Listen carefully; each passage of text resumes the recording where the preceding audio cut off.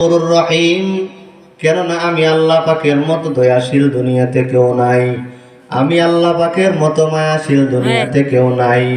বলে প্রমাণ কি? দুনিয়ার মধ্যে যখন মানুষের স্বার্থে স্বার্থে আঘাত পড়ে যায়, স্বার্থে যখন আঘাত পড়িয়া গেল, ওই বান্দা বান্দার সাথে কথাবার্তা বলা বন্ধ করে দেয়। মানুষের সম্পর্ক কতক্ষণ? স্বার্থ ঠিক আছে যতক্ষণ।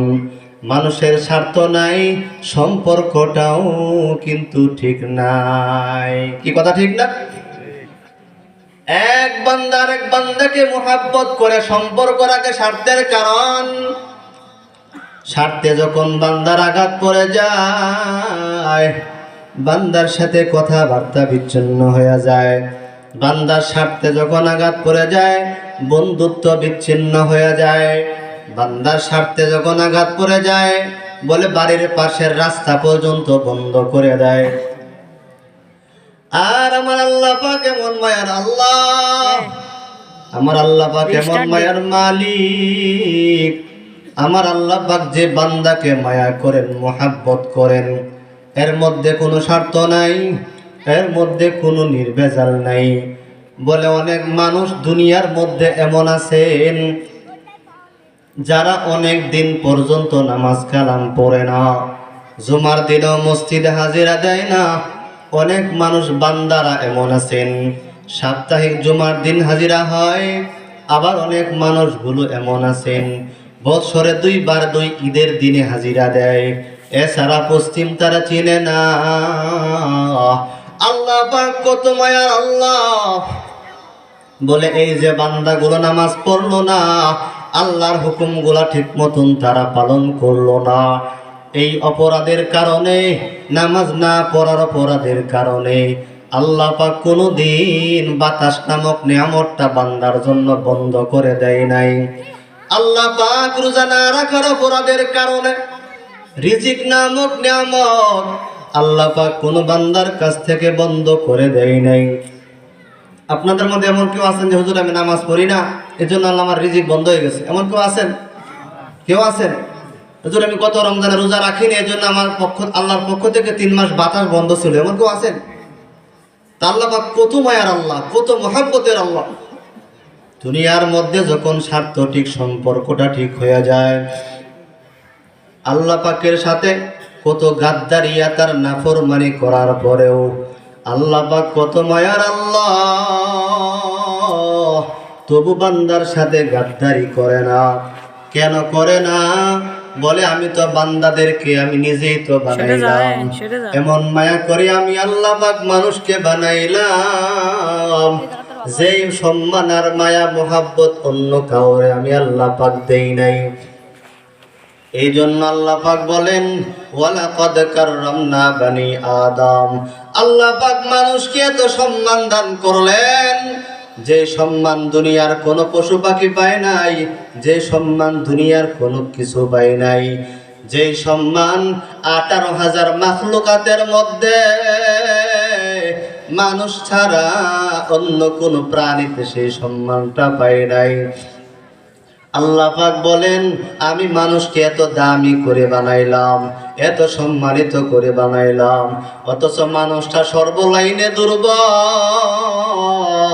মানুষটা খানা খাওয়ার দিক থেকে বড় দুর্বল, মানুষটা চোখে দেখার দিক থেকে বড় দুর্বল, মানুষটা কানে শ্রবণ করার দিক থেকেও তো বড় দুর্বল।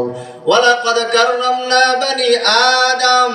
আমি আল্লাহ পাক মানুষকে বানাইলাম দুর্বল, কিন্তু মানুষের ইজ্জত দিলাম সবচেয়ে দামি বানাইয়া দিলাম। বলে কেন দিলাম জানোনি? বলে কেন আল্লাহ পাক এই কাহিনীটা করলেন? যখন মানুষের সন্তান 3-4টা হয়ে যায়, ওই 3-4টা সন্তানের মধ্যে যে সন্তানটা কুলে থাকে, যেই সন্তানটা মার দুধ টানে, যেই সন্তানটা বাচ্চা মানুষ, বলেন তো ওই সন্তানের প্রতি মা বাবার মায়া মোহাব্বত বেশি হয় নাকি বড় সন্তানের প্রতি মায়া মোহাব্বতটা বেশি হয়? বলেন। যারা ছোট সন্তান তার প্রতি না। বলে কেন? বড় যে সন্তান সেটাও এক বাপের সন্তান, যে ছোট সন্তান সেটাও তো এক বাপেরই সন্তান। বড় সন্তানকে মা বাবা এত মায়া করে না, কুলের সন্তানটাকে এত মায়া করে কারণ কি? বলে বড় সন্তানটা তো বুদ্ধি হয়ে গেছে, বড় সন্তানটা তো স্বাবলম্বী হয়ে গেছে, ও আব্বা সবই বুঝতে পায়, ওই সন্তানটা তো শক্তিশালী হয়ে গেছে। আর যে সন্তানটা ছোট, ওই সন্তান না পারে খাইতে, না পারে কিছু বলতে, না পারে হাঁটতে, সে তো কিছুই পারে না, বড় দুর্বল। ওই ছোট বাচ্চাটা দুর্বল হওয়ার কারণে মা বাবার মায়া তার প্রতি সব চাইতে বেশি হয়। ঠিক তদ্রুপ ভাবে বান্দাগুলা যখন আল্লাহ পাক সবচাইতে দুর্বল করে বানাইলেন, দুর্বল জিনিসের প্রতি সব মানুষেরই বলে চোখেও ঠিক মতো দেখতে পারে না। এই মাদ্রাসার পিছনে কি হয় বা না হয় কেউ দেখতে পারে না, অথচ আল্লাহ পাকের সৃষ্টি এমন এমন পাখি আছেন যে পাখিগুলা যখন আকাশে উড়াল দেয় 350 কিলোমিটারের ভিতরে সামনে সব সে দেখতে পায়। আর যখন পাখিটা পিছন দিক থেকে তাকায়, পিছন দিক থেকে 350 কিলোমিটারের ভিতরে যা আছে সব দেখতে পায়। তদ্রুপ ভাবে ডানে, তদ্রুপ ভাবে বামে। তাহলে বোঝা গেল মানুষটার দৃষ্টি শক্তির দিক থেকে বড় দুর্বল, মানুষটা খানা খাওয়ার দিক থেকে বড় দুর্বল। এখানে যারা বসা আছেন কেউ কি বলতে পারবেন আমি এক বসায় 20 থেকে 30 কেজি গরুর গোশত খাইতে পারবো? আছেন কেউ? 20 থেকে 30 কেজি কেউ পারবেন না। তাহলে মানুষটা কত দুর্বল। অথচ আল্লাহ পাকের সৃষ্টি বাঘ, হিংস্র প্রাণী বাঘ। ইতিহাসের পাতায় লেখে বাঘে প্রত্যেক বেলায় 17 থেকে 20 কেজি গোশত লাগে তাজা। তার তাজা গোশতের ব্যবস্থা করেন একমাত্র হলেন আল্লাহ। এই যে প্রাণীটা খায় 17 থেকে 20 কেজি গোশত সে প্রত্যেকটা বেলায় খায়, অথচ মানুষটা খাইতে পারে না। তাহলে বোঝা গেল খাওয়ার দিক থেকেও মানুষটা বড় দুর্বল, কানে শ্রবণ করার দিক থেকেও মানুষটা বড় দুর্বল। দেখবেন বিভিন্ন অনুষ্ঠানে যখন মানুষগুলা মাছ খায়, গোশত যখন খায়, যখন হাড়গুলা চাটে, ওই যে চিপচিপানি চাটার যে শব্দগুলা, পাশের টেবিলে যে মানুষ আছে সে ঠিক মতন শুনতে পারে না। অথচ পাশের আরেক গ্রামের মতো মাছ খাওয়ার পরে ওই যে হাড়গুলা যখন চাটাচাটি শুরু হয়ে যায়, পাশের মানুষটাও ঠিক রাখতে পারে না, বরঞ্চ 3-4 বাড়ি পরে ওই কুকুরটার কানে আওয়াজটা পৌঁছায় দেয় কে? আল্লাহ। তাহলে বোঝা গেল মানুষ তো শ্রবণ শক্তির দিক থেকে বড় দুর্বল। আল্লাহ পাক বলেন, এ মুমিনের দলেরা, মানুষ তো দেখতেও ঠিক মতো পারে না, শুনতেও পারে না, খাইতেও তো পারে না। মানুষটাকে আমি আল্লাহ পাক এত দুর্বল করে বানাইয়া এত সম্মান কেন দিলাম জানো? দুনিয়াতে যাওয়ার পরে ওই বান্দাগুলা আমি রবকে আল্লাহ বলে ডাকবে। ওই দুনিয়াতে যাওয়ার পরে আমি আল্লাহ পাকের তারা গুণগান তারা গাবে। দুনিয়াতে যাওয়ার পরে সব সময় আমি আল্লাহর স্মরণ তারা করবে। কিন্তু বর্তমান জামানায় দেখা যায় মানুষগুলা দুনিয়া নিয়ে বড় ব্যস্ত হয়ে যায়, মানুষগুলা ব্যবসা বাণিজ্যে বড় ব্যস্ত, মানুষগুলা দুনিয়া কামাই করার জন্য বড় ব্যস্ত। অথচ আল্লাহ পাক ডেকে বলেন, হ্যাঁ মুমিনে কামেল, তোকে তো আমি খুব মায়া করে বানাইলাম, এত মোহাব্বত তোরে আমি করে বানাইলাম, এত আদর যত্ন করে বান্দা তোকে বানাইলাম। বলে কারণটা কি? যখন মসজিদে মুয়াজ্জিন আজান দিয়া দেয়, আজান যখন দেয়, হাইয়া আলাস সালাহ, আসো নামাজের দিকে আসো, হাইয়া আলাল ফালাহ, আসো কল্যাণের দিকে তোমরা আসো।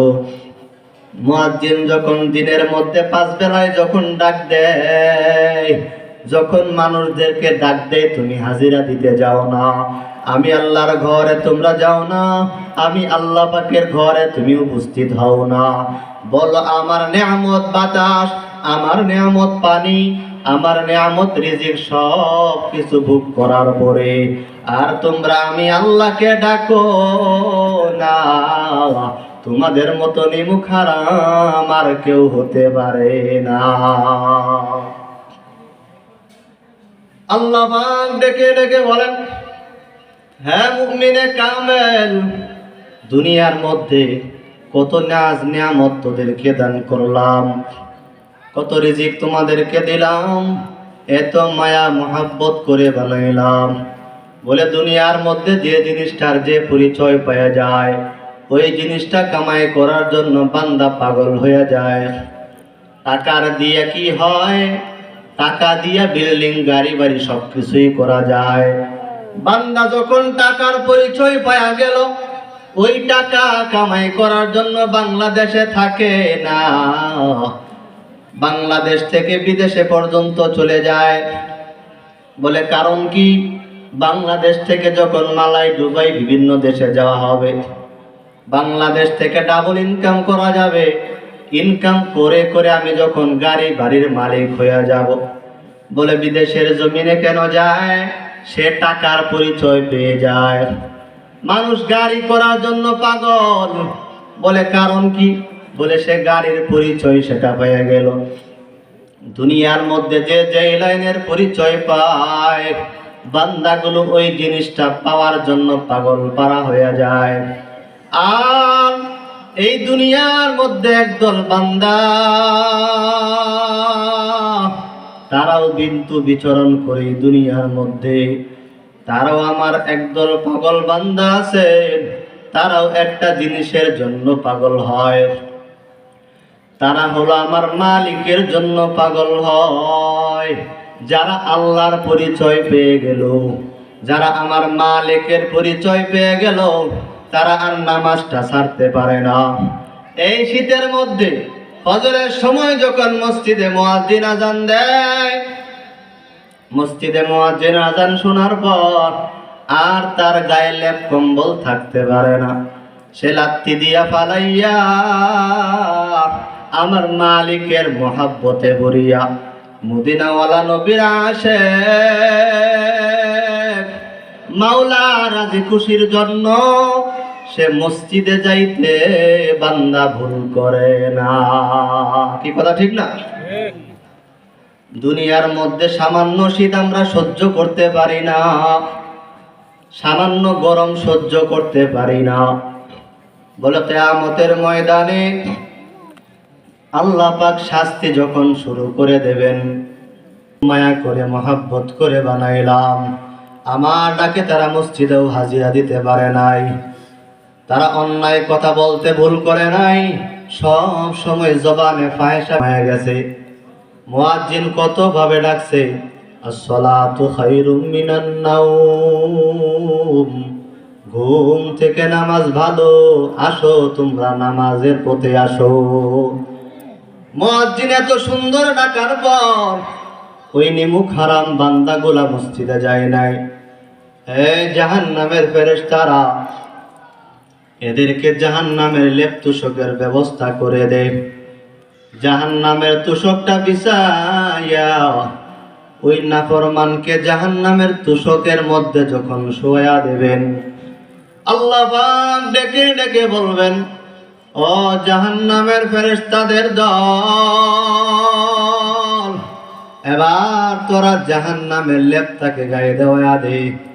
যখন লেপ তুষক গায়ে দেওয়ানো হয়ে গেল, সব দিক থেকে আটকায়া যখন দিয়া দিল, আর নাফরমান ভাগিয়া যাওয়ার কোনো রাস্তা যখন পাবে না, আল্লাহ পাক ডাক দিয়া বলেন, ও জাহান্নামের ফেরেশতারা, এই লেপ তুষকের মধ্যে জাহান্নামের আগুন তোরা ধরায়া দে।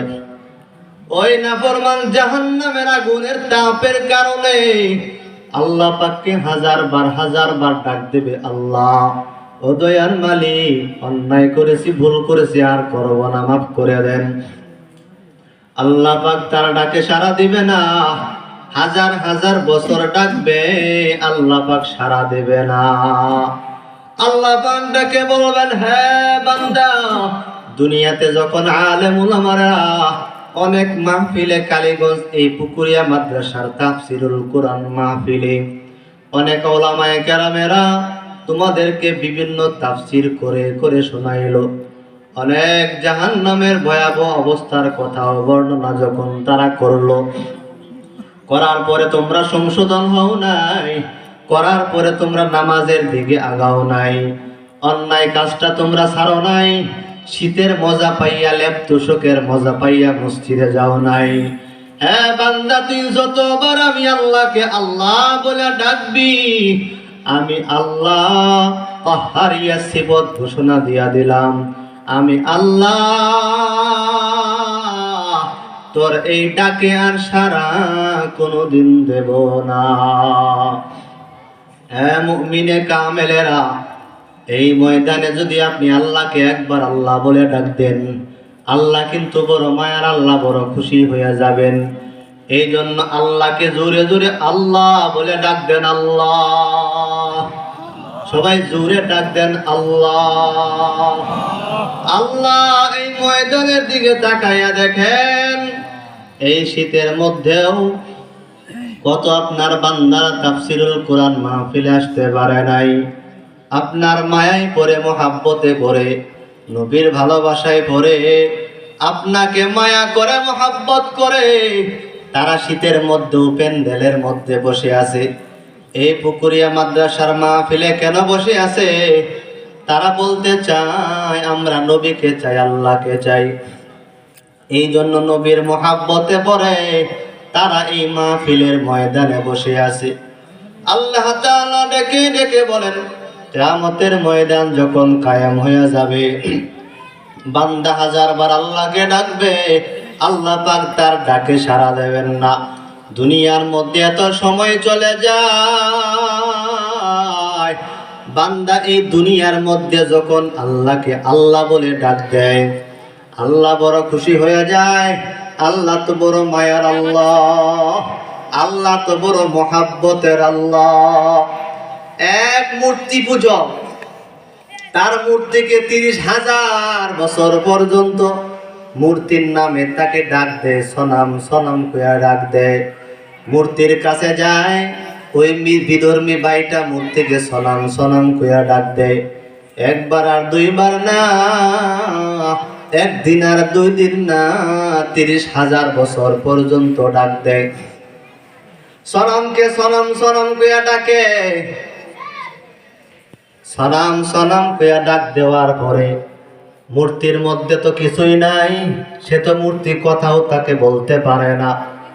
ওই মূর্তি পূজক, ওই বিধর্মী ভাইটা সনাম সনাম কইয়া 1000 বছর ডাকার পরে একদিন তার জবান দিয়া আল্লাহ পাকের একটা সিফতি নাম as-সামাদ, এই জবান দিয়া যখন সমাদ নামটা বের হইয়া গেল, আল্লাহ পাক ডাক দিয়া বলেন, হে আদরের বান্দা, তুই সমাদ নাম দিয়া আমি আল্লাহ পাককে ডাক দিলি, লাব্বাইকা আব্দি, বান্দা তুই আমার কাছে কি চাও, তুই আমার কাছে বলো।